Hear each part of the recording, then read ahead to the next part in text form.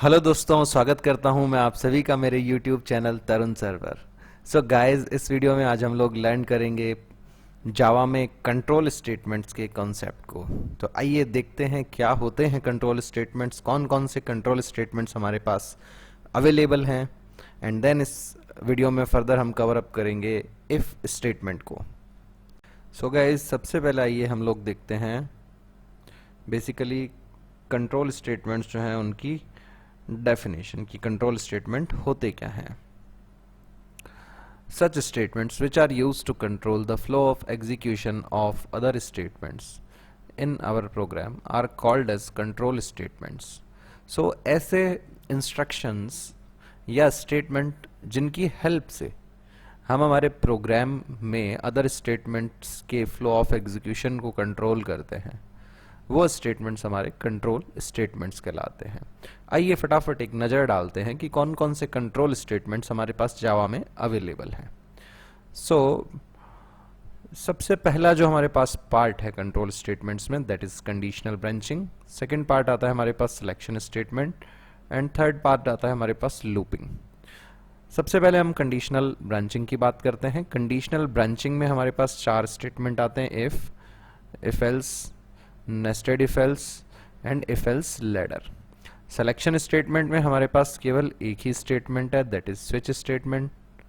और इसके बाद हमारे पास आता है लूपिंग। लूपिंग में हमारे पास 4 तरह के लूप जावा में अवेलेबल है: for, while, do while and for का ही एक एनहेंस्ड वर्जन है जिसे हम फॉर ईच भी कहते हैं।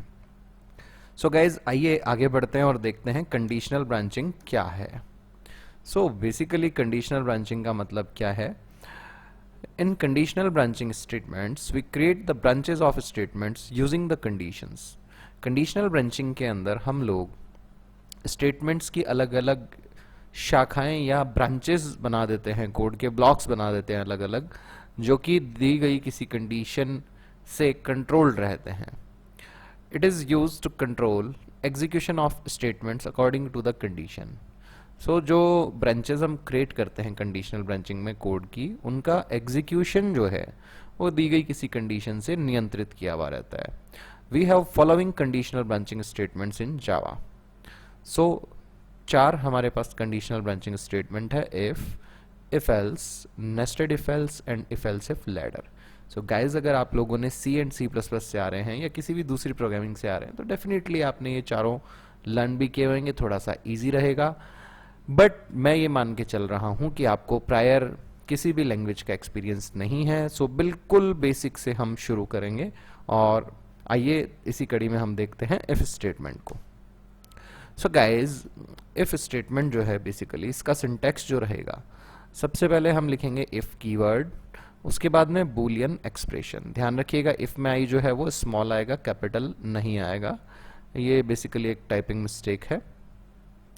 बूलियन एक्सप्रेशन का मतलब एक ऐसा एक्सप्रेशन जिसका रिजल्ट ट्रू या फॉल्स में आ रहा हो। फॉर एग्जाम्पल, हम कोई रिलेशन या रिलेशनल एक्सप्रेशन यूज कर सकते हैं, इसमें रिलेशनल ऑपरेटर हो, या लॉजिकल ऑपरेटर्स हम यूज कर सकते हैं, है ना। अब देखिए, ये जो कर्ली ब्रैकेट्स के अंदर हम स्टेटमेंट लिख रहे हैं ये कहलाते हैं हमारा इफ ब्लॉक। अगर इस इफ की कंडीशन ट्रू होती है तो इफ ब्लॉक के स्टेटमेंट एग्जीक्यूट होते हैं, और अगर इस इफ ब्लॉक की कंडीशन फॉल्स होती है, यानी यहाँ पे जो बूलियन एक्सप्रेशन है उसका रिजल्ट फॉल्स आ रहा है, तो इफ ब्लॉक के स्टेटमेंट जो है वो इग्नोर हो जाते हैं। When Boolean expression is true then statements of if block are executed. If Boolean expression yields false then statements of if block are not executed. We can avoid curly brackets when we control only a single statement using if. ठीक है guys, ये तो मैंने आपको बताया है कि अगर यहाँ पे ट्रू आ रहा है तो if का ब्लॉक एग्जीक्यूट होगा, अगर यहाँ पे फॉल्स आता है तो if का ब्लॉक एग्जीक्यूट नहीं होगा, ये स्टेटमेंट स्किप हो जाएंगे। साथ ही साथ ये ध्यान देने वाली बात है, अगर यहाँ पे हमारे पास सिंगल स्टेटमेंट हो, एक से ज़्यादा स्टेटमेंट ना हो if में, तो हम इन कर्ली ब्रैकेट्स को अवॉइड कर सकते हैं। ये हमारे लिए ऑप्शनल हो जाते हैं। कब ऑप्शनल हो जाते हैं? जब हमारे पास इफ पार्ट में एक ही स्टेटमेंट हो। गाइज, फटाफट इसका एक एग्जांपल हम देखते हैं। ऑड और इवन का प्रोग्राम हम देख रहे हैं सिंपल इफ का इस्तेमाल करके। उससे पहले थोड़ा सा एक चीज जो ध्यान देने वाली है, चूंकि जब हम सी या सी प्लस प्लस में काम कर रहे होते हैं, यदि इफ में कोई अर्थमेटिक एक्सप्रेशन आ जाए जिसका रिजल्ट नॉन जीरो आ रहा हो तो कंडीशन को ट्रू माना जाता है। बट जावा में अगर कोई अर्थमेटिक एक्सप्रेशन हमने रख दिया है इफ में, तो ये एक सिंटेक्स एरर है जावा में। और यहाँ पे एरर जो आएगी वहाँ पे बिल्कुल इस तरह से लिखा हुआ होगा कि इट रिक्वायर्स बूलियन एक्सप्रेशन, कि यहाँ पे भाई बूलियन की नीड है और कुछ अर्थमेटिक या इंटीजर वैल्यू यहाँ पे रिसीव हो रही है। सो गाइज फटाफट अब आगे हम देखते हैं ऑड इवन का प्रोग्राम। सो सिंपली हमने एक क्लास बना दी ऑड और इवन, मेन फंक्शन हमने यहाँ पे बनाया। अब देखिए मोस्टली हम इंपोर्ट करते हैं java.util.scanner को, बिना इंपोर्ट किए भी काम किया जा सकता है, बट यहाँ पे फुल क्वालिफाइड नेम हमें लिखना पड़ेगा। इस तरह से हमें लिखना होगा java.util.scanner, इसका एक ऑब्जेक्ट बनाया हमने sc, मेमोरी दी न्यू java.util.scanner, ये हमारा ऑब्जेक्ट क्रिएट हो गया। सो हम यहाँ पे फुल क्वालिफाइड पाथ यूज़ कर सकते हैं क्लास का इंपोर्ट करने की बजाय। ये एक नया तरीका यहाँ पे मैंने आपको सिखाने की कोशिश की है। नाउ मैंने एक वेरिएबल क्रिएट किया n, मैसेज दिया हमने enter a number, n equal to sc dot next int. यहाँ हमने चेक किया इफ n रिमाइंडर 2 बराबर 0 है। फॉर एग्जाम्पल सपोज मैंने n की वैल्यू ली 10, 10 रिमाइंडर 2 कितना आता है हमारे पास 0, 0 बराबर 0 की कंडीशन ट्रू तो प्रिंट हो जाएगा 10 इज ए इवन नंबर। फिर 10 के लिए दूसरी कंडीशन टेस्ट होगी, 10 रिमाइंडर 2 नॉट इक्वल टू 0 है क्या, ये कंडीशन फॉल्स होगी तो ऑड वाला मैसेज नहीं आया। सपोज n की वैल्यू हमने ली होती 9 यहाँ पे, तो टेस्ट होता 9 रिमाइंडर 2 कितना आएगा हमारे पास 1, 1 बराबर 0 है क्या, ये कंडीशन फॉल्स हो गई तो ये वाला स्टेटमेंट एग्जीक्यूट नहीं हुआ। सेकेंड इफ पे आया 9 रिमाइंडर 2 आएगा 1, 1 नॉट इक्वल टू 0 की कंडीशन ट्रू हो गई तो प्रिंट हो जाएगा 9 is a odd number. So guys आइए इस प्रोग्राम को हम लोग फटाफट से एग्जीक्यूट भी करके देख लेते हैं। तो आइए गाइस घुस जाते हैं हम सबलाइम टेक्स्ट में और फटाफट से लिख देते हैं ऑड इवन का code.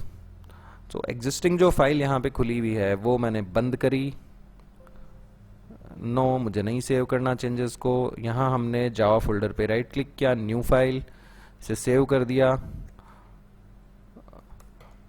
Odd even if dot जावा नाम से। नाउ सबसे पहले हमने क्लास बना दी ऑड इवन इफ नाम से, इसमें हमने मेन फंक्शन बना दिया है। नाउ बिना इंपोर्ट किए हम यूटिल का ऑब्जेक्ट बना रहे हैं तो हमने लिखा Java dot util dot scanner, इसका एक ऑब्जेक्ट बना दिया हमने kb equal to new scanner, system dot in को एज आर्ग्यूमेंट पास कर दिया है हमने। यहाँ पे सबसे पहले हमने एक इंटीजर n बना दिया। नाउ यूजर को मैसेज दिया हमने enter an integer, now n equal to kb dot next int, value input ली हमने।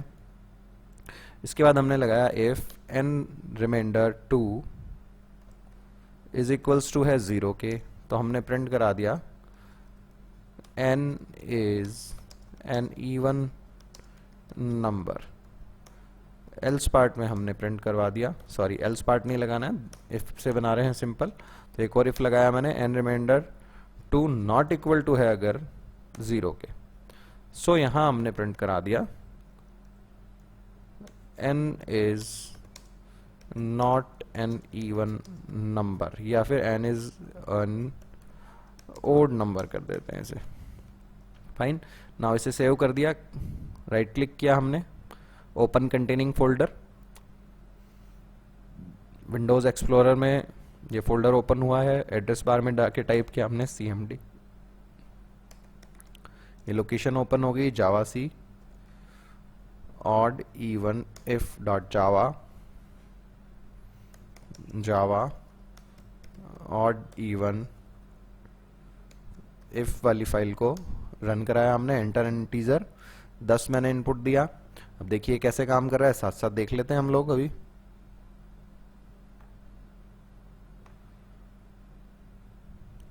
इसको मिनिमाइज कर लेते हैं हम लोग। देखिए सबसे पहले स्कैनर का एक ऑब्जेक्ट बन गया बैकग्राउंड के अंदर kb। नाउ इसके बाद n एक हमने वेरिएबल बनाया, ये भी बैकग्राउंड का काम है। प्रिंट के कारण मैसेज आया एंटर एन इंटीजर का। हमने इनपुट दिया है 10, यहाँ तक हम प्रोसेस कर चुके हैं। अब जैसे ही मैं एंटर प्रेस करता हूँ, फर्स्ट इफ टेस्ट हुआ यहाँ पे 10 रिमाइंडर 2 बराबर है क्या 0 के, ये ट्रू है कंडीशन, क्योंकि 10 रिमाइंडर 2 क्या आएगा हमारे पास 0 आएगा, 0 बराबर 0 हो गया, यहाँ पे कंडीशन आ गई, रिजल्ट आ गया अपने पास ट्रू। तो ये वाला प्रिंट एलन एग्जीक्यूट होएगा, प्रिंट हो जाएगा 10 इज एन इवन नंबर। फिर इसके बाद में फर्दर आगे बढ़ेगा ये प्रोग्राम के अंदर कंट्रोल हमारा, यहाँ चेक होएगा 10 रिमाइंडर 2 0 आया, 0 नॉट इक्वल टू 0 है क्या, ये कंडीशन फॉल्स हो गई, तो ये वाला प्रिंट एलन एग्जीक्यूट नहीं हुआ। एक बार और हमने इसे रन किया, इस बार हमने इनपुट दिया 11, तो 11 is an odd number. So guys यहाँ पे n की वैल्यू 11 हुई, चेक हुआ 11 रिमाइंडर 2 कितना आया 1, 1 बराबर 0 है क्या, नहीं है, ये कंडीशन फॉल्स है। तो सेकंड इफ पे आया 11 रिमाइंडर 2 कितना आएगा 1, 1 नॉट इक्वल टू 0 है, ये कंडीशन ट्रू है, तो प्रिंट हो जाएगा 11 is an odd number. So guys इस वीडियो में मैंने आप लोगों को सिखाया कंट्रोल स्टेटमेंट क्या होते हैं, उसमें भी कंडीशनल ब्रांचिंग क्या है, और कंडीशनल ब्रांचिंग में हमने देखा कि इफ स्टेटमेंट क्या होते हैं।